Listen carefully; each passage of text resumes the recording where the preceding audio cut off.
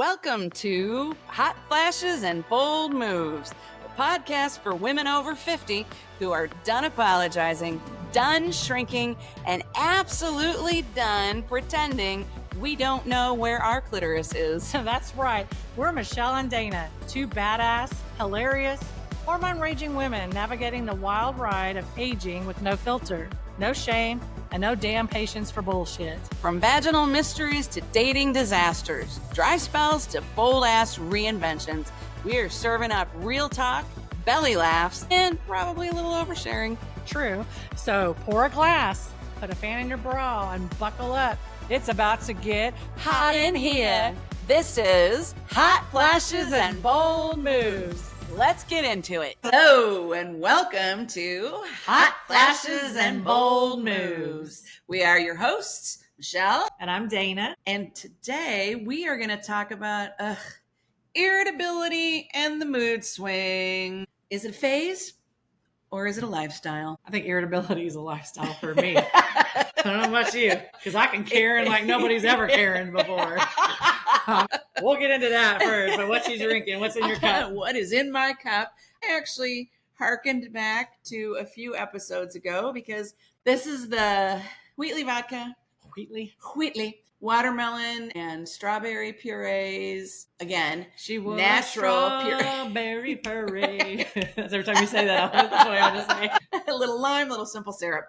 And it's quite refreshing and fabulous. We're having a heat wave here in the Houston area. Not hot flashes, actual heat Heat wave. wave, yeah. So I know many of you will be like, how do you know the difference? It's Texas in the summer. Well, that is true.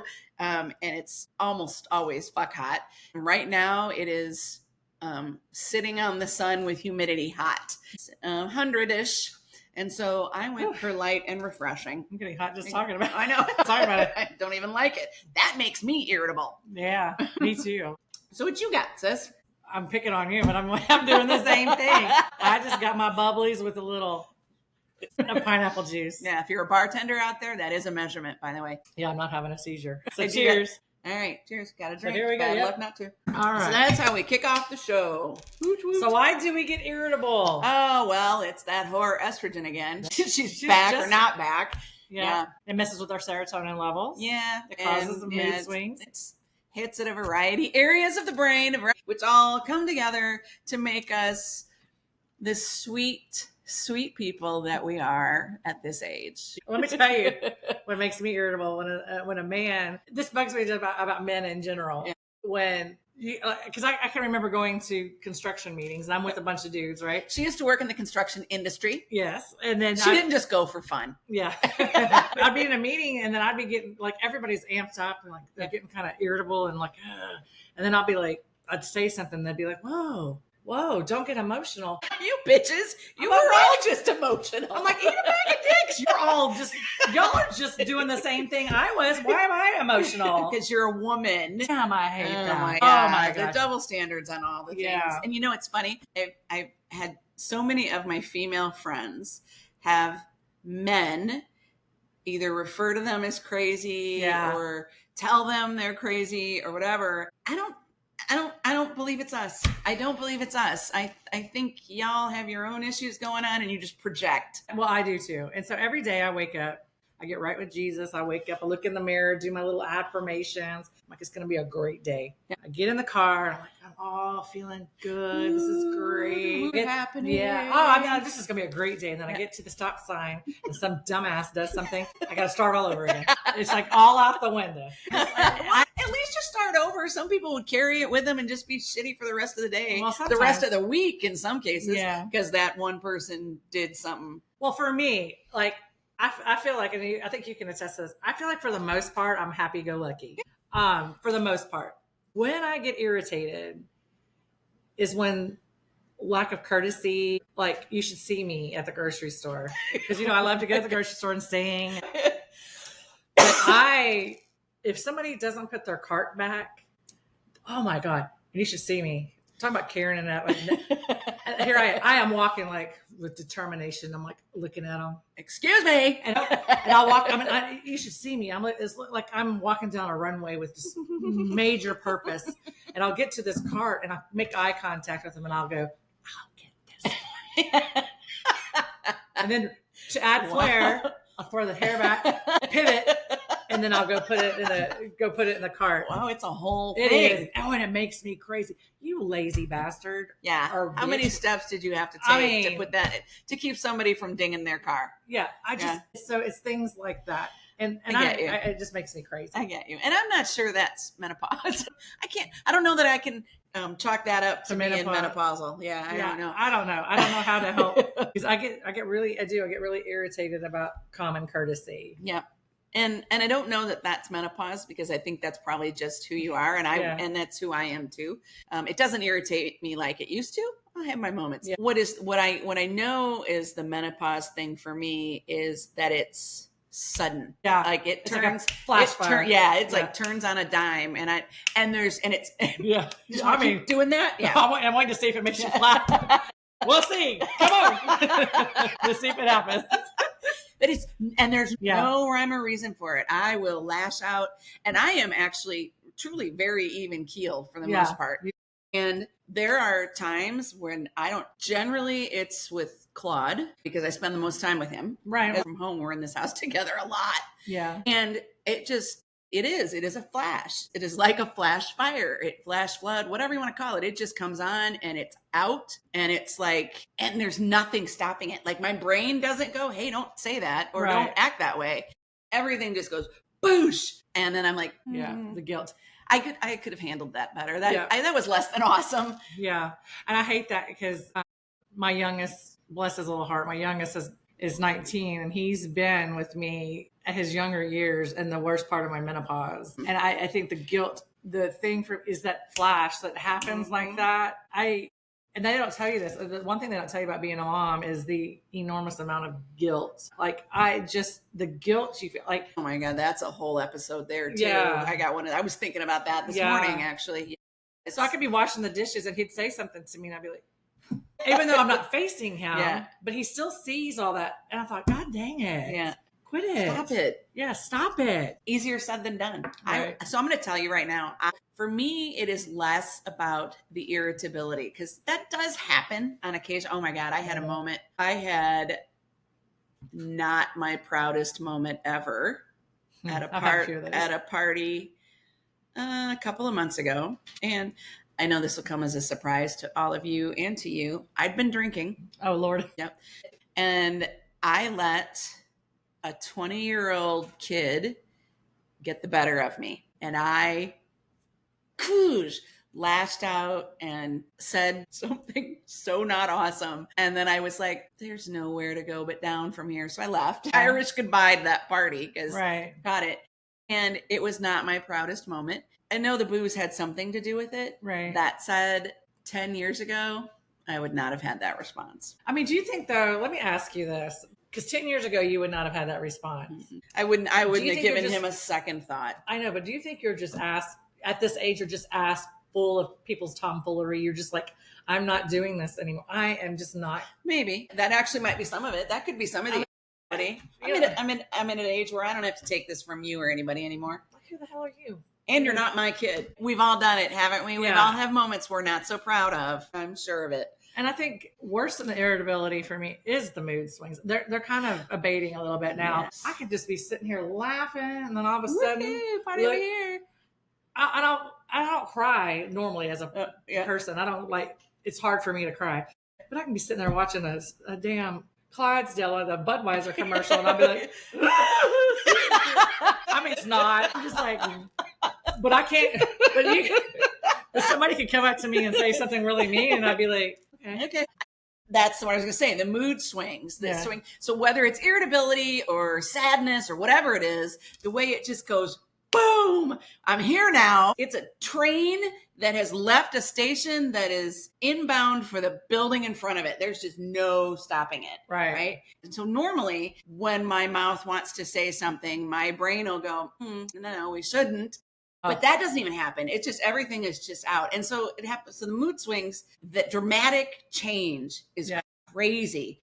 And that's what scares me more than anything, because like I said, I'm generally an even keeled person. Yeah. So when that takes a hold of me, I'm like, hey, everybody get out of my way. And I realized it. Here's what's funny. I realized it. So especially for the sadness mood swings earlier than now. So I think I was in perimenopause when it started happening and I didn't realize it, but all of a sudden I'm crying, like ugly crying, because some friend didn't invite me to something that I've never been to and they've never invited me to. And why would they now? And I was a mess. Yeah. And it didn't connect with me. My mom died in 2016 and I started taking antidepressants a few months after that. And they worked wonders. Yeah. And what I realize now is, in retrospect, is that I probably should have started those 10 years before I did. Yeah.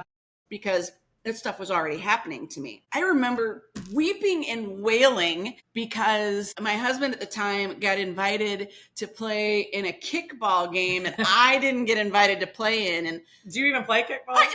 And you're like, it's that's not the point. It's not my sport. No. So I was like, why do they hate me? Why do they want me? Oh my God. It was just ridiculous. And I was in the car with my husband who just told me this, and my daughter's in the back, and everybody's like, what the hell is happening? Yeah. And I'm like, I don't know. Yeah. It's crazy.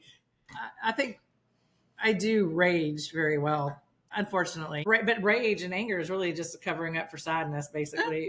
Yeah. It's the other side of the coin. It's the other side. Yeah. So what happens to me is in the car, like I get like horrible. It gets really, really bad. Who doesn't have a case of road rage? Girl, we all drive better than everybody else.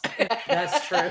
That's true. But I have like, here we go at the grocery store again in the HEB parking lot. I think you should start having your groceries delivered. I probably, that's a great idea, because these little girls, and think about this, if somebody did this to my kid, I'd want to beat them up. These girls were actually being assholes. They were like little teenage girls. Oh yeah. They were just being assholes. What? Teenage girls being assholes? Yeah. So what? This is not my finest moment. It's really not. I get out of the car because I can't move, because I pulled out in a way that they couldn't move. And I just politely walked over and I said, hey, do you know those crazy people that your parents tell you not to, to jack with on the road because there's crazy people out there?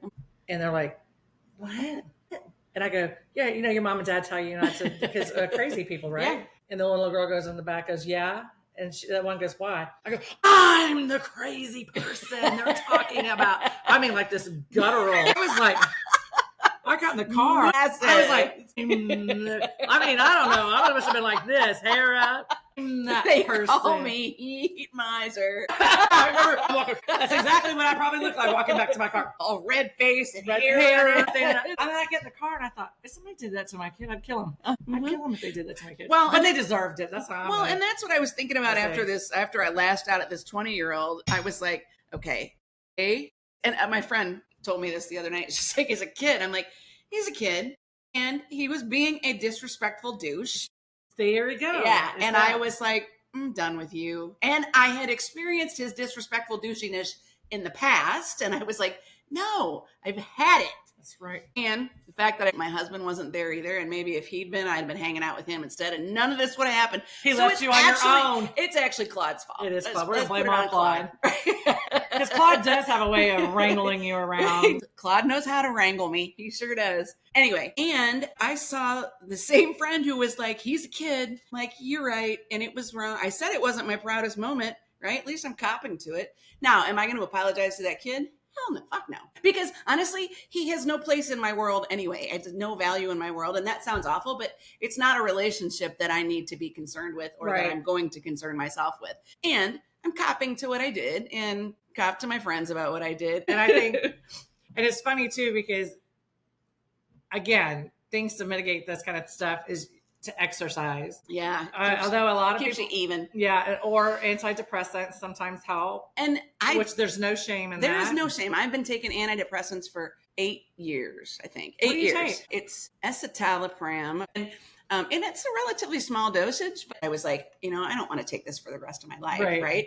And so I talked to my doctor about weaning myself off it. And so, these little incremental lesser dosages. Right. Yeah. And so I got to a certain point where I was like on the lowest, like I had gone to the lowest point I could be going without not having it at all. And in some, and I'm great as long as everything is great or good, right? Right. But then something happened and someone triggered me and I was like, there it is. So I ramped back up because, and there's no shame to it because honestly, for me, it has made my life so much easier and it helps me cope. The shit that used to set me off, nothing even remotely like that anymore. I was crying all the damn time. I was raging all the damn time out of nowhere for no reason. I was paranoid. Paranoia is a part of my depression as well. Yeah. And so I get stuck on an incident. Yeah, and just drill it and replay it over and over and make yourself madder or sadder or whatever. At 3 o'clock in the morning, you're sitting up. I should have told him. I do that too. Boy, that would have got him. Sisters, friends, I have caused myself so much heartache doing that to myself. And that's the thing. We don't have to. We don't have to. And I'm here to tell you right now, I know more people taking antidepressants than I know who don't. And so it's okay if you need a little help. And I'm here to tell you, it has made my life so much better, so much easier. Well, I will tell you, when my dad died in 2011, they put me on, well, it's generic for Utrin. I have to say Utrin because I can't say Bupropion, whatever it is. So I got off of it about 5 years ago. And it helps with my ADHD. Well, I don't have the H part clearly, but I have the ADD part. And it was doing two things. So about 2 months ago, I wrote a little note to my doctor. Can you refill my Wellbutrin? I think the world will be a better place. I was on it. And just let me tell you. I think we all want that for us. Yes. Especially with me in a car driving. You definitely want Dana on something to mellow her ass out. Because I do. And I went to the point where I stopped to put a turtle out of the road. Yeah. And this guy, he just flying by, came this far from hitting the turtle. I got all riled up because he almost ran over the turtle. You clearly see me in the middle of the road trying to save this turtle. Well, if he almost ran over the turtle, he almost ran over you. Anyway, and so for me, again, it's the sadness, overwhelming sadness that happens. And it doesn't happen anymore unless I watch a really good movie. There are some movies that just touch me to the core that I'm crying for half an hour after it's over. I am a crier. Unlike my pal Dana here, I am a crier. I've always been a crier. I used to cry at the McDonald's commercial when I was a kid. Yeah.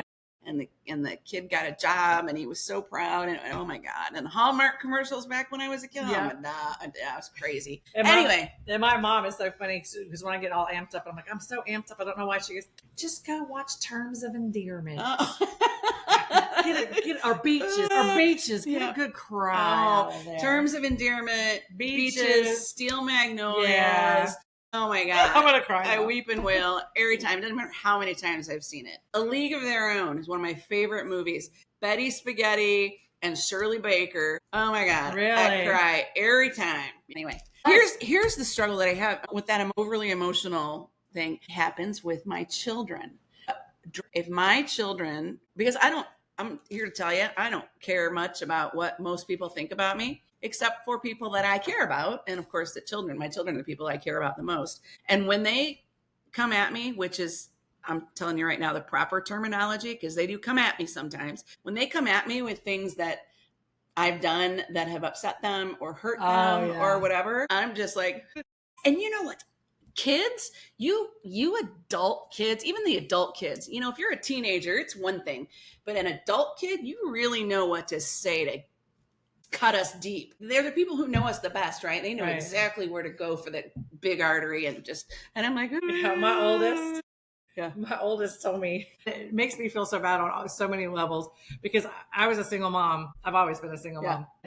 And I didn't make a lot of money at the time. Mm-hmm. So my oldest son ate a lot of spaghetti. So he tells me he's 26. So he says to me that his girlfriend made him dinner and she made spaghetti and he couldn't eat it. Oh. And I was like, everybody loves spaghetti. He goes, no, you made it so much for me as a little kid. I can't even eat it. And you ruined his life. I was spaghetti, which now has ruined my life because I thought, what else? meals because that was a cheap Over- meal, now you know, and then you could last. and relatively healthy and leftover. Yeah, boy, that kid, you know, he's a grown man, and his I don't know if she's Italian or what, but she made this beautiful spaghetti that he's like, oh. I was like, what? Yeah, he won't eat spaghetti. Oh. So I feel like a horrible. Well, it was nothing like that. The things that my children come at me with are my behavioral things. And if you came at me with them, I'd be like, okay, I hear you. Yeah. And they're like, oh my God. Yeah. So it's affecting them. Yeah. And I know that's the thing. And I know it's the huge mood swings that are hitting me. And then the people that I love the most in the world are like, you did this awful thing. And I'm like, oh my God. Yeah. Nothing hurts you worse than your kids coming to tell you how they screwed you. How I screwed them up. Oh my God. Not the spaghetti. I have other stories, but that's just. Well, so my middle daughter hates grape flavored and watermelon flavored stuff because of the cold medicine I used to feed them. Because I was like, oh, well, they'll drink it because it tastes good, right? Yeah. And, okay, medicine's not supposed to taste good. It's not supposed to be a fun thing. Yeah. And I was like, well, at least I can do this, whatever. So now she's like, what? Whenever those flavors come on. Man. I don't feel bad about that. No, because she had to take her medicine. Right. So I guess this is me taking my medicine now. Right? Oh, and it sure is a bitter pill to swallow. It is a bitter fucking pill. Yeah. Anyway, mood swings. Aren't they fun? I'm going out there again. If you're any of our male friends out there listening, we don't know. We cannot help it. I just told you. You just heard me say nothing in there is saying, hey, don't do that. Don't say that. It's just happening. Grace and patience. Yeah. That's what we ask. And grace and patience for each other. Yeah. Even when you get on my nerves. No, I'm just kidding. Right. Here's the thing. Think back to when you were prepubescent, when you were an adolescent girl and the hormones started kicking in, right? We had huge mood swings then, right? I remember vividly. Why are you crying? I don't know. When I was like 13 or whatever. So we're just on the other side of that. So it's a dramatic change in hormones again, which is messing with all the parts of the brain. Here we are. It's that damn bitch estrogen. It's come full circle. Yeah. Some bitch. All right, what are we going to talk about next week? Do we even know? Are we going to just fly by the seat of our pants? Fly by the seat of our pants next week. You know what? Next week, we're going to talk about, for fuck's sake, what now? Yeah. All the other things that we haven't talked about as it relates to the menopause, what's the difference between peri and pre? Menopause. I don't know. I don't know either. Menopause and post. I think they're the same. Okay. And so we're just going to talk about other things that happen to our body. Like itchy. And that nobody told us about and nobody is currently really talking about except here and there. So until then. That's right. Until then. Stay wild. Stay loud. And stay unapologetically you. And remember to like us, share us, subscribe to us, download us, and whatever it takes, get it out there, share it with the world. We are on Facebook, Hot Flashes and Bold Moves, Facebook page, YouTube, Spotify, and Apple for podcasts. We're two bold, badass women with mics and opinions, but we are not doctors, therapists, or any kind of official experts. On Hot Flashes and Bold Moves, we share real talk, life lessons, and hilarious stories. But this is not medical advice. You make changes to your hormones, health routines, skincare, sex life, or anything else based on what we say, make sure to check in with a professional who knows your body better than we do. We're here to entertain and empower. So if your libido spikes, your face peels off, or your vibrator catches fire, God forbid, we love you, but it's not on us. Own your choices, use your judgment, and don't sue us.